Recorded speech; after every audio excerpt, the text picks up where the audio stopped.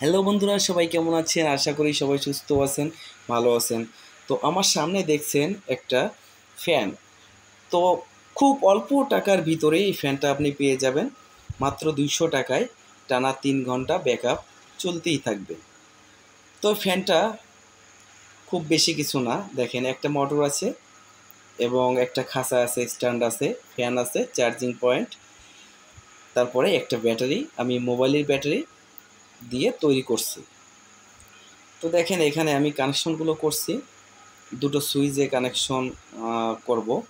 একটা সুইচ হচ্ছে ফ্যানের জন্য এবং আরেকটা সুইচ হচ্ছে লাইটের জন্য। তো মিডিল পয়েন্টে দেখছেন সাদা একটা, ওটা হচ্ছে সকেট। ওই সকেটটা হচ্ছে চার্জিংয়ের জন্য ব্যবহার করা হবে। সুইচে কানেকশন করে দিলাম, এবার ব্যাটারিতে কানেকশন করছি। তো ব্যাটারিটা আমার সেকেন্ড হ্যান্ড অবশ্যই, তারপরও মোটামুটি ফ্যানের জন্য পারফেক্ট একটা কন্ডিশন আছে। তো ব্যাটারি কানেকশনটা করছি, এবার চার্জিং কানেকশনটা করছি। তো এবার নেগেটিভ যে লুপটা আছে, নেগেটিভটা আমি ঝালাই করছি। এবার ইন্ডিকেটার দেখেন, ইন্ডিকেটারটা আমি নেগেটিভটার সাথে ঝালাই করব। ইন্ডিকেটার যেহেতু চার্জের জন্য একটা ইন্ডিকেটার লাগে, চার্জ দিলে সিগন্যালটা বোঝা যাবে। তো ইন্ডিকেটারের জন্য সাধারণত আপনি 1K রেজিস্ট্যান্স ব্যবহার করতে পারেন। তো আমার কাছে 1K রেজিস্ট্যান্স নাই, আমি অন্য একটা রেজিস্ট্যান্স ব্যবহার করছি। তো আরেকটা বিষয় দেখেন, ব্যাটারিটা লাগাবেন তলায় গ্লু গান দিয়ে সুন্দর করে এইভাবে লাগিয়ে দিবেন, ব্যাটারিটা যাতে নড়াচড়া না করে। তো এখানে 1K রেজিস্ট্যান্স দিবেন, আমি 1K দিচ্ছি না।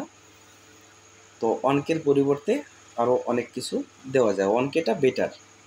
তো এবার আমি পজিটিভের সঙ্গে ঝালাই করে দেবো, রেজিস্ট্যান্সটা খুব সুন্দর করে ঝালাই করে দিব। সাথে লাগবে একটা রেকটিফায়ার। তো আপনি রেকটিফায়ার লাগাতে পারেন 4007, 2007, এই রেকটিফায়ারগুলো আপনি এখানে লাগাতে পারেন। তো আমি লাগাচ্ছি রেকটিফায়ার 4007, একটা রেকটিফায়ার লাগিয়ে দিলাম। লাগানোর পরে এবার আমি স্ট্যান্ডটা টাইট করব। তো একটা স্ক্রু দ্বারা আমি সুন্দরভাবে টাইট করে দিচ্ছি। দেওয়ার পরে এবার সামনে যে খাঁচাটা আছে দেখেন, খাঁচাটার সামনে কিন্তু একটা এলইডি বাল্ব আছে। এবার এলইডি বাল্বের জন্য এখান থেকে তারটা আমি স্ট্যান্ডের ভিতর দিয়ে ঢুকিয়ে নিব, সুন্দরভাবে ঢুকিয়ে নিচে দিয়ে বের করব।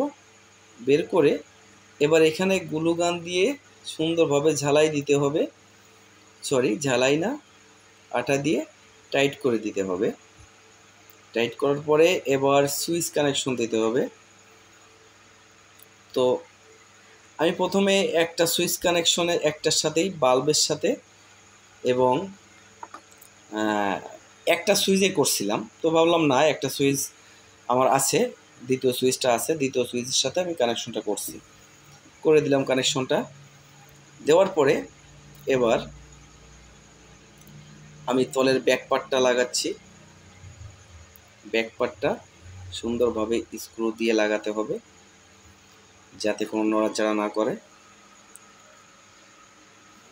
তো খুব অল্প টাকার ভিতরে যদি আপনি ঘরে বসে এই ধরনের ফ্যান তৈরি করতে পারেন, আপনি এই ধরনের ফ্যান তৈরি করে আপনি নিজে ছোটোখাটো একটা বিজনেসও করতে পারবেন।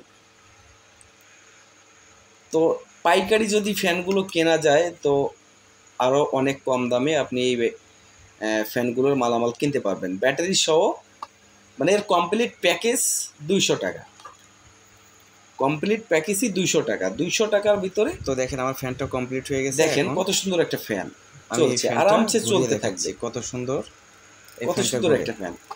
তো আপনারা একজন মানুষ, দুজন মানুষ খুব সুন্দরভাবে ফ্রিলি ভাবে বাতাস খাওয়া যায়। তো মাত্র আপনি 200 টাকার এই ধরনের ফ্যান আপনারা বানাবেন বাসায়, ফ্যান তৈরি করে নিতে পারেন, বাসাবাড়িতে মালগুলো কিনতে পারেন, আমাদের কাছেও আছে। বন্ধুরা ভিডিওটা ভালো লাগলে চ্যানেলটা সাবস্ক্রাইব করবেন। সবার জন্য শুভকামনা রইল, ভালো থাকবেন।